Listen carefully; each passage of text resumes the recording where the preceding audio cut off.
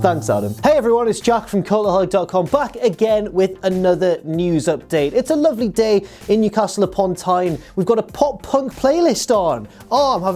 It's so good. But more importantly, I've had to tear myself away from, I think Good Charlotte are playing at the minute, because there is some wrestling news to report to you, the fans of Cultaholic.com. Let's get right into it. First of all, there was a big debut on NXT last night, and it was none other than Hanson and Raymond Rowe, otherwise known as War Machine, otherwise known now, I should say, as the War Raiders. They didn't wrestle a match, but the War Raiders ran in and interrupted the main event tag match between the team of Tino Sabatelli and Riddick Moss and Heavy Machinery, and they beat up everybody, and it was all very reminiscent of a certain other debut by a tag team that I'm going to mention in a second. Another big pair of lads, a pair of big old lads, a big old pair of big old lads. War Machine, slightly less big lads, slightly more agile lads than this other team of big lads that I'm going to mention. For those unfamiliar with War Machine, or the War Raiders, I should say, they are, or they were, one of the most exciting tag teams on the independent scene.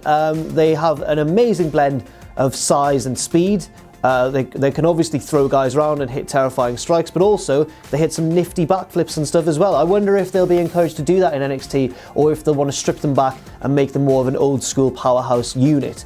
Also interestingly, I don't know if Raymond Rowe is going to go by his full name or whether they'll shorten it just to one, as they quite like to do with guys such as Luke Harper and Eric Rowan, who are now of course just Harper and Rowan. But yeah, I guess, I'll clarify as well. Hanson is the one with the big beard and the hair. Raymond Rowe is the one with the big beard and the skinhead. It's confusing, but you'll get the hang of it. Now I guess the question is, who are the War Raiders going to feud against? Sanity would be a fairly obvious choice, I guess, because they're both big units of men. I mean, I'd really like to see Hanson and Killian Dane go ahead, like head to head against each other, primarily because they're pretty much twins. They're very similar. No, not in terms of wrestling, but they look very similar, don't they? They look very similar indeed. Also, I guess you could have them face the Street Profits in a matchup of seriousness against silliness and charisma. But yeah, essentially, I think it's a good debut for the boys, and I reckon as well that they will become NXT Tag Team Champions in the fairly near future. In other news, Kenny Omega teased the entire online wrestling community on Twitter by responding to a Roman Reigns tweet. Reigns tweeted a picture of himself punching the floor in front of the WrestleMania sign in the ring at WrestleMania 34 on Sunday night. And he said it was something along the lines of like, anyone, any place, anytime, I will fight them. Not a very original tweet from Roman, but I appreciate his gusto and his vim. But it was responded to in rather tongue-in-cheek fashion by Kenny Omega, arguably the best wrestler on the planet today, who said, really? And did that little, you know, that little emoji, the little cheeky one. I don't want to try and do it with my face, but the little, I can't. That was a terrible attempt. Now, I'm fairly sure that Kenny Omega's just being a bit of a cheeky boy here.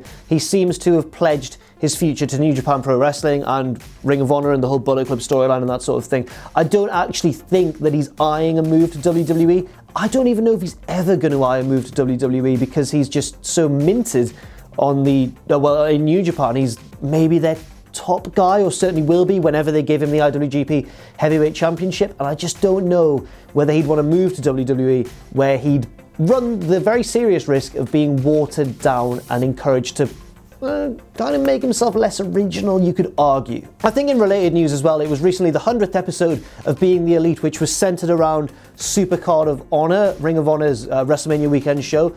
And in the main event, if you don't know already, Kenny Omega lost to Cody Rhodes when the Young Bucks interfered, went to superkick Cody, he ducked, they hit Kenny instead, Cody made the cover and pinned him. On Being the Elite, we saw some cool little extra footage, like of the Young Bucks peeking through the curtain going, we need to make a decision, we need to go now, and then the camera followed them out in one smooth take, and it was part of the actual show. Also, there was a sort of scene afterwards where Cody was celebrating in the locker room, where Flip Gordon was looking after Brandy Rhodes, very sort of Hulk Hogan, Randy Savage kind of behaviour going on there.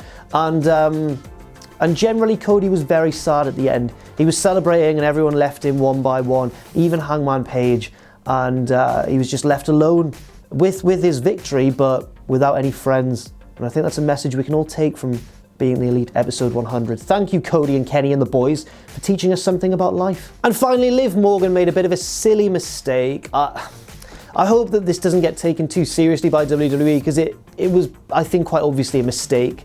But, ooh, I don't want to be in her shoes. I mean, she accidentally tweeted out, or I think it was on Instagram, she accidentally put on social media the match listings for a set of NXT tapings, I believe, which is a bit, it's a bit not on, is it really? You've got to keep that sort of thing on the down low.